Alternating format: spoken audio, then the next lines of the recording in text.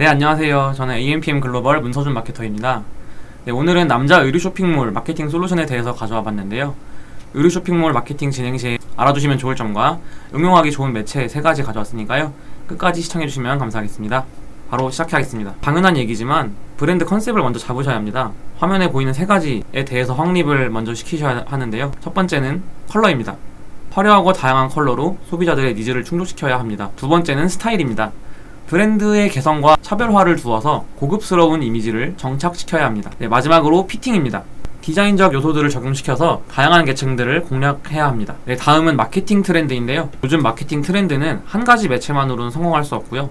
여러 가지 매체를 믹스해서 사용하셔야 어느 정도 효과를 볼 수 있다고 저는 생각합니다. 저 같은 경우도 옷을 살 때 인스타에서 보고 네이버에 검색도 해보고 어플도 깔아보고 이런 식으로 옷을 구경하고 있거든요. 그런 부분들을 좀 노려주셔야 되고, 그렇게 진행했을 경우에 모주 데이터라는 게 쌓여서 이 부분을 활용해 리타겟팅을 할 수도 있습니다. 이 부분에 대해서는 뒷부분에 다시 한번 자세하게 설명을 드리겠습니다. 네, 그래서 준비한 마케팅 프로세스는 화면에 보이는 4단계입니다.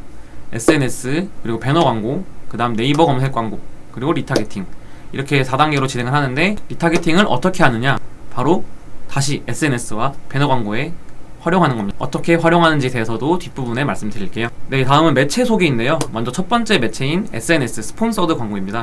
페이스북 광고 라이브러리라는 곳에서 캡처를 한 사진이고요. 첫 번째로 타사 광고를 벤치마킹 하셔야 됩니다. 어떻게 보면 자존심 상한 얘기일 수도 있긴 하지만 사실 잘 되는 데는 잘 되는 이유가 있거든요. 이름만 들으면 누구나 아는 그런 업체들이 진행하고 있는 SNS 광고를 벤치마킹해서 우리도 SNS 광고를 진행해야 한다는 말입니다. 그리고 보통 그런 업체들은 후킹성이 높은 소재를 활용해요. 후킹성이 높다는 거는 어그로가 잘 끌린다는 의미인데요. 동영상 또는 전신사진 등을 활용해서 좀 더 소비자들의 이목을 끌 수 있는 그런 소재를 제작하셔야 합니다. 세 번째는 인플루언서 협찬 광고인데요. 저도 요즘 인스타그램을 하다 보면은 인플루언서들이 쇼핑몰 이름 달고 옷을 입고 찍은 사진들이 굉장히 많이 올라오더라고요. 그래서 자사몰의 스타일과 맞는 인플루언서가 일상룩을 입음으로써 좀 더 광고 같지 않고 거부감이 줄어드는 그런 광고가 되는 것입니다. 어떻게 보면 바이럴 광고라고 말씀드릴 수 있겠네요. 마지막으로 소통을 활용한 이벤트입니다. 참여 이벤트를 통해서 태그, 팔로우, 좋아요 등을 수집하고 이를 활용해서 소비자 니즈를 파악하고 광고의 방향성을 확립해야 합니다. 예를 들면 반응이 좋은 게시글을 참고해서 소재를 제작하는 경우가 있겠죠. 네, 다음은 ADN 네트워크 광고입니다. 보통 배너 광고 하면 GDN, 모비온, GFA 많이 들어보셨겠지만 저는 개인적으로 물건을 파시는 대표님들한테는 ADN을 추천드리는 편입니다. 먼저 ADN은 다양한 타겟팅 카테고리가 존재하기 때문에 내가 원하는 타겟팅 설정을 마음대로 해볼 수가 있고요. 두 번째는 다양한 형태의 배너 소재가 존재하기 때문에 브랜딩 목적, 전환 목적, 아니면 브랜딩과 전환 동시 목적, 타임 특가 세일 이런 거 할 때 여러 가지로 사용을 할 수 있기 때문에 물건을 파는 업종에는 굉장히 좋은 매체라고 생각합니다. 또 ADN만의 장점이 있는데요.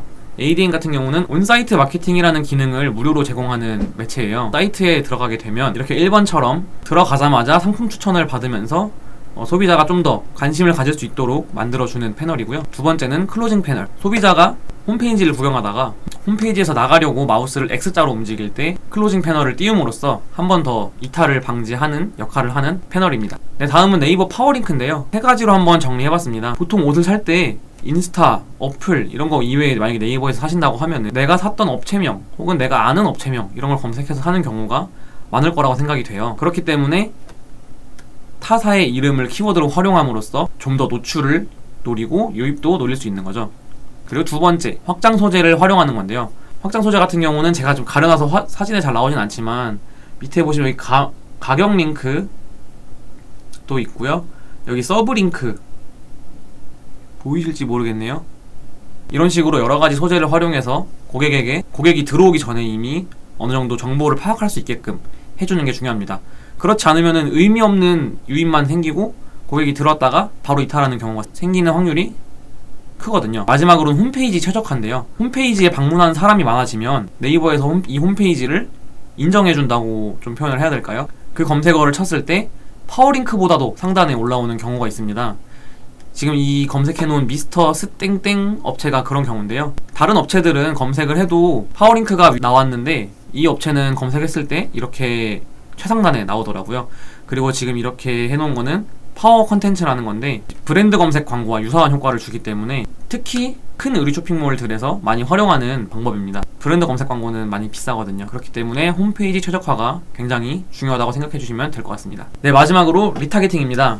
리타게팅 같은 경우는 아까 말씀드렸는데 화면에 보이는 이 스폰서드 광고와 오른쪽에 보이는 배너 광고를 진행하다 보면 고객 모수 데이터라는 게 쌓이거든요. 모수 데이터란 어떤 연령, 어떤 성별, 어떤 관심사의 고객들이 내 홈페이지에 방문을 했고 내 홈페이지에 들어와서 어떤 걸 장바구니에 넣었고 어떤 상품을 얼마나 받고 등등 그런 것들에 대한 데이터가 쌓여요. 그렇게 되면 내가 원하는 성별, 연령, 관심사, 지역, 시간대 더 상세한 타겟팅을 할 수도 있고 내 상품을 장바구니에 담았던 사람들한테만 리타겟팅을 할 수도 있고요. 아니면 내 홈페이지에 방문했던 사람한테 리타겟팅을 할 수도 있고 여러 가지로 타겟팅에 활용할 수 있다고 생각해 주시면 될 것 같습니다. 네, 오늘 영상은 여기까지인데요. 검색 광고는 이 물건에 대한 확실한 소비 욕구가 있는 사람이 검색을 했을 때 노출이 되고 그로써 유입이 되기 때문에 전환율이 상당히 높은 편입니다. 거의 유입되기만 하면 전환된다고 보시면 될 것 같고요. 하지만 인지가 되어 있어야 검색도 하겠죠. 그렇기 때문에 말씀드린 대로 SNS와 배너 광고를 통해서 내 브랜드를 인지시키고 브랜드 컨셉을 잘 잡아서 그 인지를 유지시키고 더 확장해서 더 커지는 그런 마케팅을 하시길 바라겠습니다. 영상 끝까지 시청해주셔서 정말 감사하고요. AMPM 글로벌 문서준 마케터였습니다. 감사합니다.